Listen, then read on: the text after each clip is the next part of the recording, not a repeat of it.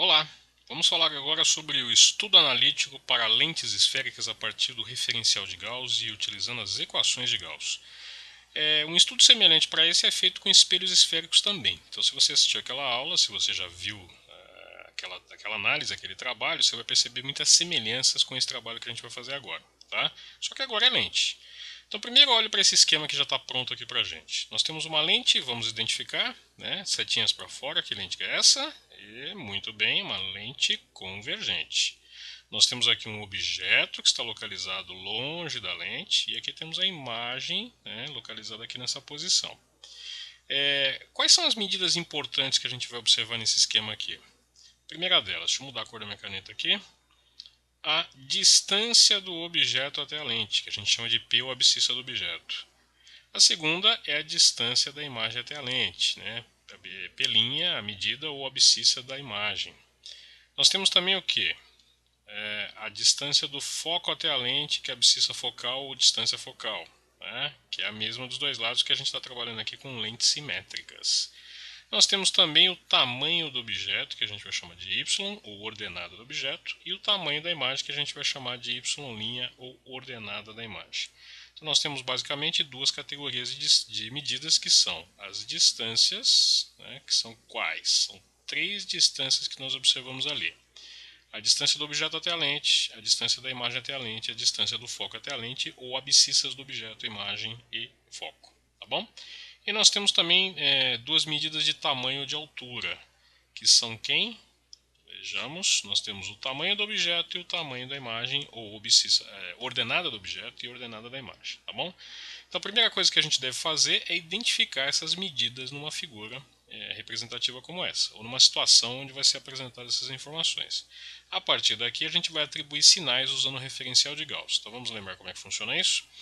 O referencial de Gauss ele tem um eixo vertical, que é o eixo y, onde a gente considera que para cima é positivo, para baixo é negativo. Portanto, se o objeto ou a imagem estiver apontando para cima, sua ordenada é positiva, se estiver apontando para baixo, sua ordenada é negativa. O eixo horizontal ele não é necessariamente para a direita ou para a esquerda. A gente define assim, ó, se for real o objeto, a imagem, o foco que a gente vai analisando, a sua abscissa é positiva. Se for virtual, o objeto, a imagem, o foco que a gente estiver analisando tem abscissa negativa. Então a definição, a diferença entre positivo e negativo vem daqui, tá bom? Vamos ver uma aplicação disso? A gente pode olhar para esse próprio desenho aqui e já pensar o seguinte: o objeto está para cima, a sua ordenada y é positiva. A imagem está para baixo, a sua ordenada y' é negativa. O objeto é real, a sua abscissa é positiva. A imagem aqui também é real, sua abscissa também é positiva. E como essa lente é uma lente convergente, ela tem dois focos reais, as abscissas focais também são positivas. Vamos ver mais um exemplo? Então vem comigo. Olha esse segundo caso aqui. Nós temos de novo uma lente convergente, né? Se a lente é convergente, o seu foco é real. Então aqui a gente tem a abscissa focal, a distância focal. O objeto está aqui nessa posição, então essa daqui é a abscissa do objeto. E essa daqui é a abscissa da imagem pelinha, porque a imagem está representada aqui por essa setinha de uma cor um pouquinho mais clara, tá bom? Então vamos identificar essas informações. Vamos pegar aqui a abscissa do objeto, a abscissa da imagem, distância focal, abscissa do foco, y ordenada do objeto, y' ordenada da imagem. Então olhe para essa imagem aqui, se você quiser pause o vídeo agora e tente atribuir os sinais de acordo com o referencial de Gauss. Se não, você me acompanha aqui. Bom, o objeto é real, então a sua abscissa é positiva. A imagem aqui ela é virtual, porque ela está sendo obtida por meio de linhas pontilhadas. Então, como essa imagem é virtual, né, deixa eu escrever direito aqui que não ficou bom. Como essa imagem é virtual, a sua abscissa será, muito bem, negativa. Perfeito. E como é uma lente convergente, o foco é real, então a abscissa focal é positiva. Com relação às ordenadas y e y', tanto o objeto quanto a imagem estão apontando para cima, então nesse caso, tanto o y quanto o y' são positivos. O nosso trabalho no primeiro momento é identificar essas medidas num determinado exercício, né, saber quem são as abscissas do objeto, da imagem, do foco, quem são as ordenadas do objeto e da imagem, e a partir disso atribuir os sinais corretamente de acordo com o referencial de Gauss, para aí a gente poder aplicar isso nas equações de Gauss. Vamos falar delas? Então vem comigo.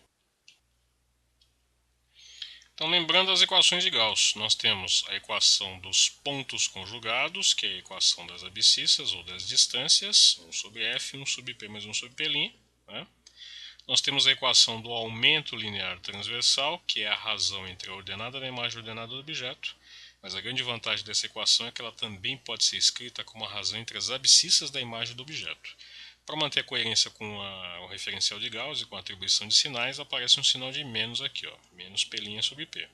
Essas são as duas principais, mas a gente pode mesclar essas duas equações e escrever a equação do aumento linear também assim, ó, usando simplesmente a abscissa focal e a abscissa do objeto, tá bom?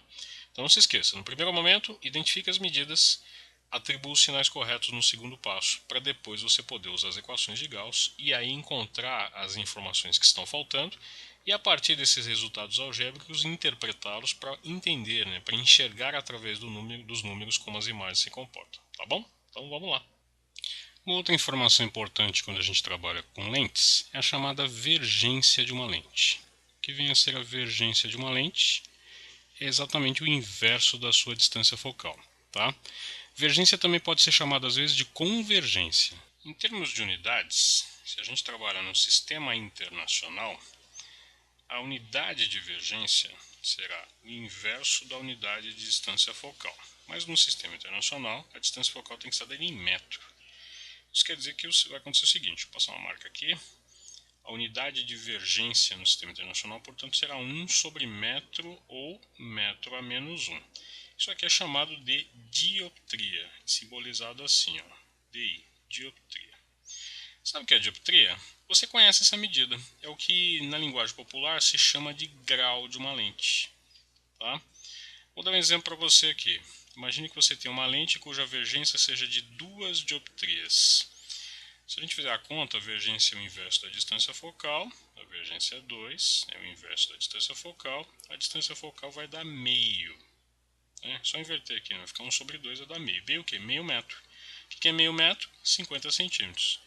Uma última coisa a se falar é que, como a distância focal pode ser positiva ou negativa para lentes convergentes ou divergentes, a vergência também pode ser positiva ou negativa para lentes convergentes ou divergentes. Positiva se a lente for convergente e negativa se a lente for divergente. Ok?